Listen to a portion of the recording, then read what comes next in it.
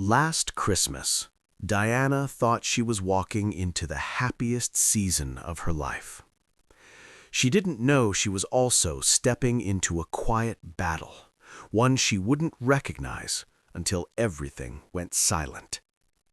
She and Jeffrey were in love, real love, the kind that prayed together, the kind that planned a future with God at the center. Christmas lights lined the streets.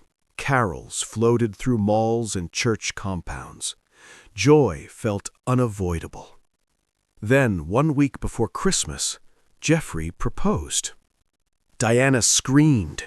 Tears blurred the ring as they prayed on the cold floor. She thought heaven had signed the contract. And because it was Christmas, the season of gatherings, Diana told everyone. At family dinners, at parties, at every festive gathering.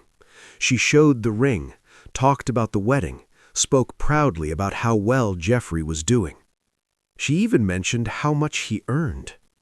People clapped, aunties hugged her, uncles congratulated her, cousins teased her, calling her the lucky one. And Diana believed every smile. Her father didn't. One night, driving home after another family gathering, the car stayed quiet too long. Then her father spoke. "Diana, stop telling everyone your business." She laughed. "Daddy, it's Christmas. They love me." He didn't smile.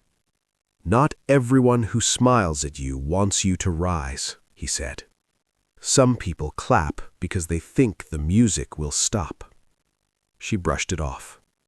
But those words would echo louder than any carol. January came, and something shifted. Jeffrey stopped planning, stopped initiating conversations, stopped praying with her the way he used to. He was still there, but distant. Present, but absent. Diana replayed every prayer in her mind, wondering which one God stopped listening to. Then, one evening, without warning, he said it. "Diana, every time I try to move forward, something in me shuts down. I don't know if it's God or fear, but I can't hear him anymore." Her world tilted.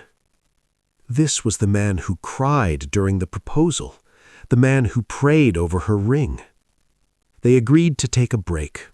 No calls, no messages, no explanations. Just silence. Everyone else still believed a wedding was coming. Her mother asked about caterers, decor, dates. Diana smiled and said, "Soon, Mummy, soon." Then she'd go to her room and cry where no one could hear her. She stopped talking to people and started talking to God. She prayed, she questioned, she waited. One Sunday after service, her pastor called her aside. "Diana, what you've been sensing, God is confirming." Her chest tightened. "There is jealousy around you," he said quietly. "You shared too much with the wrong people." She wanted to believe him, but part of her wondered if she was just desperate for meaning. Then he added, "Some doors close not because God left, but because noise invited resistance." Her father's words rushed back. "Not everyone who smiles at you wants you to rise." The pastor didn't accuse anyone. He didn't dramatize it. He simply said, "Go on a fast and stay quiet." For 21 days, Diana disappeared. No updates, no explanations, no defending herself. Just prayer, just silence. At first, the quiet hurt. Then, the silence stopped hurting. And that scared her more than the pain ever had. At the end of the fast, tears fell, not from heartbreak, but release. The pastor gave one final instruction. "Give him a month. If he's yours, he'll return." Week 1, nothing. Week 2, nothing. Week 4, Still nothing. So she let go. Heartbroken, but healed. 3 months later, close to Christmas again, Diana ran into Jeffrey at a supermarket. He froze when he saw her. Everything he had buried rose to the surface. He made it to his car and broke down crying. For days he fasted, prayed, asked God what had happened to him. Then he showed up at her office, jewelry in hand. In front of everyone, he knelt, crying, apologizing, confessing he didn't understand what came over him. Diana listened, and for the first time, she realized she no longer needed his certainty to feel whole. That night, she prayed one simple prayer. Lord, if this is not your will, take this love away.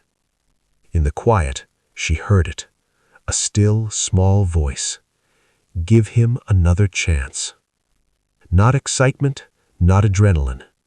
Peace.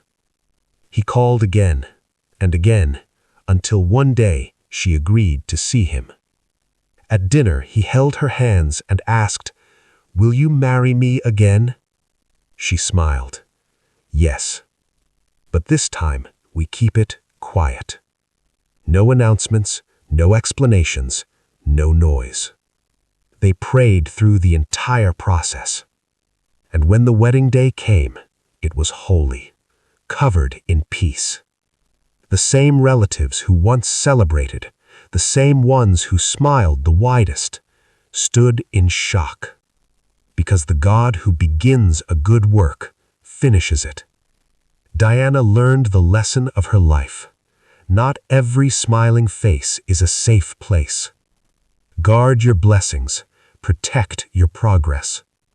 Let God announce you, because what He restores, He also defends. And this Christmas, remember, not every gift under the tree is from God, but every restoration is.